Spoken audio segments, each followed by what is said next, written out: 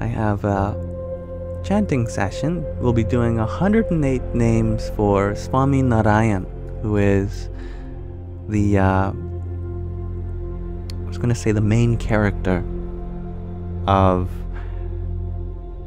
the Vajana Amrut, the one sitting here before his devotees, giving various discourses on the Sanatana Dharma. 108 is a very sacred number, and so there's a lot of lovely Sanskrit for us to listen to.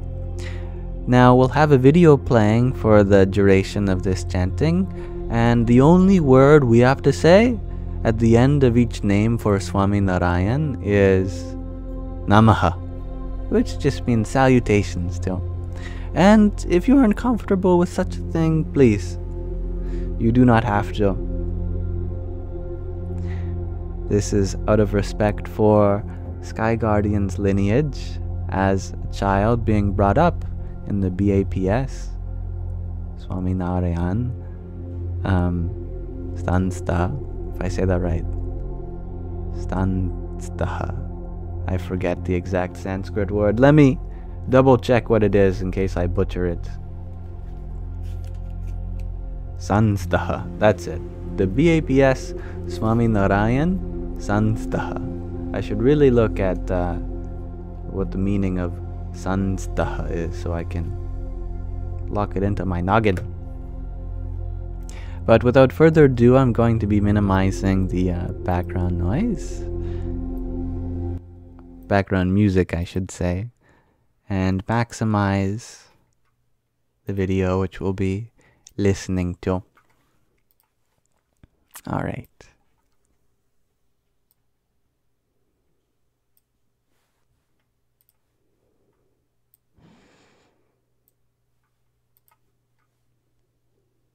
I think I've got it set up here. अथ सहजानंद नामावली पाठः ओम श्री स्वामी नारायणाय नमः। ओम श्री साक्षादक्षर पुरुषोत्तमाय नमः। ओम श्री परमात्मने नमः। ओम श्री परब्रह्मणे नमः। ओम श्री भगवते नमः। ओम श्री पुरुषोत्तमाय नमः। ओम श्री अक्षरधाम वासाय नमः। ओम श्री दिव्य सुंदर विग्रहाय नमः। ओम श्री साकाराय नमः। ओम श्री द्विभुजाय नमः। ओम श्री अनादये नमः। ओम श्री साकाराक्षर सेविताय नमः। ओम श्री दिव्यासनोपविष्टाय नमः। ओम श्री अनंत मुक्त पूजिताय नमः। ओम श्री सर्वकर्ण शक्ताय नमः। ओम श्री समर्थाय नमः। ओम श्री भक्ति नंदनाय नमः। ओम श्री दिव्य जन्मने नमः। ओम श्री महाराजाय नमः। ओम श्री दिव्य कर्मणे नमः। ओम श्री महामतये नमः। ओम श्री नारायणाय नमः। ओम श्री घनश्यामाय नमः। ओम श्री नीलकंठाय नमः। ओम श्री तपःप्रियाय नमः। ओम श्री अनासक्ताय नमः। ओम श्री तपस्विने नमः। ओम श्री अलिप्ताय नमः। ओम श्री भक्तवत्सलाय नमः। ओम श्री नैकमोक्षार्थ यात्राय नमः। ओम श्री सर्वात्मने नमः। ओम श्री दिव्यताप्रदाय नमः। ओम श्री स्वेच्छाधृतावताराय नमः। ओम श्री सर्वावतार कारणाय नमः। ओम श्री ईश्वरेशाय नमः। ओम श्री स्वयं सिद्ध निरोधाय ॐ श्री भक्तसङ्कल्पपूरकाय ॐ श्री सन्तीर्णसरयूवारये ॐ श्री हिमगिरिवनप्रियाय ॐ श्री पुलहाश्रमवासिने ॐ श्री पवित्रीकृतमानसाय ॐ श्री साक्षराय ॐ श्री सहजानन्दाय ॐ श्री सर्वानन्दप्रदाय ॐ श्री प्रभवे ॐ श्री प्रणीत दिव्य सत्संगाय ॐ श्री हरिकृष्णाय ॐ श्री सुखाश्रयाय ॐ श्री सर्वज्ञाय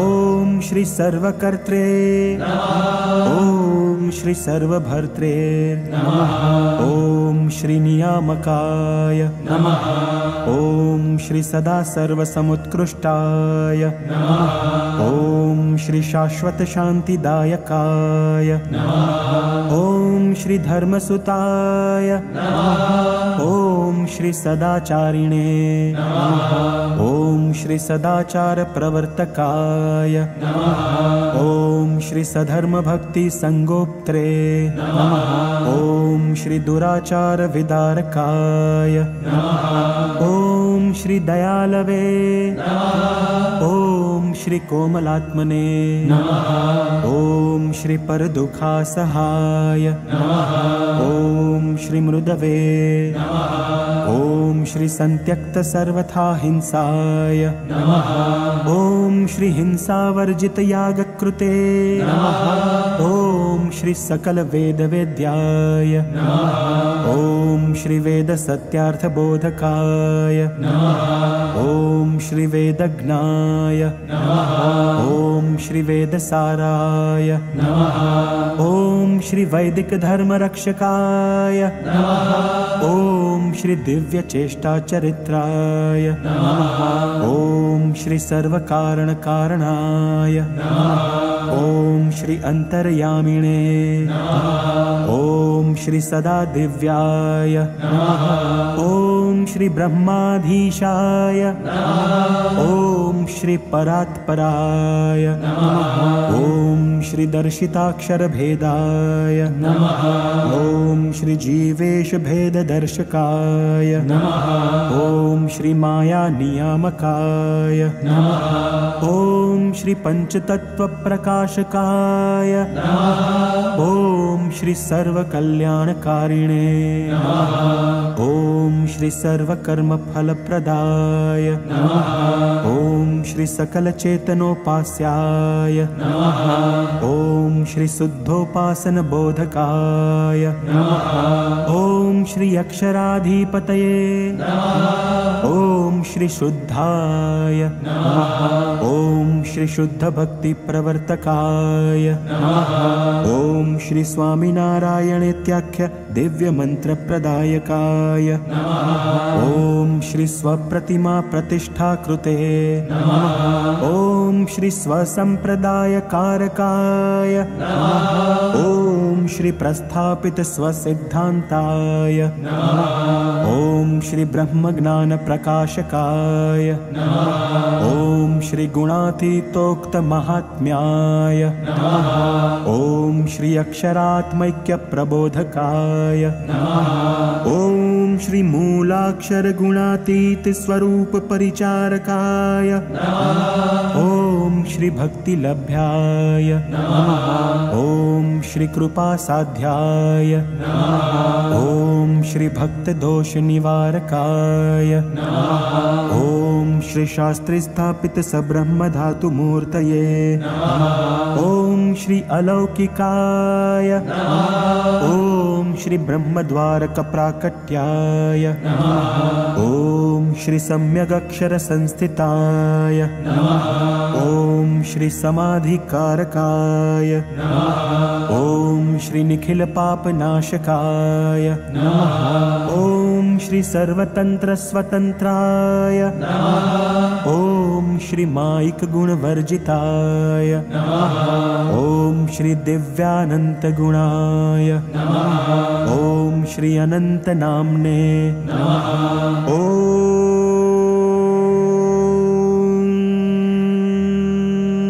श्री अक्षर पुरुषोत्तम महाराजाय ॐ श्री गुणातीतानंद स्वामी महाराजाय ॐ श्री भगत जी महाराजाय ॐ श्री शास्त्री जी महाराजाय ॐ श्री योगी जी महाराजाय ॐ श्री प्रमुख स्वामी महाराजाय ॐ श्री महंत स्वामी महाराजाय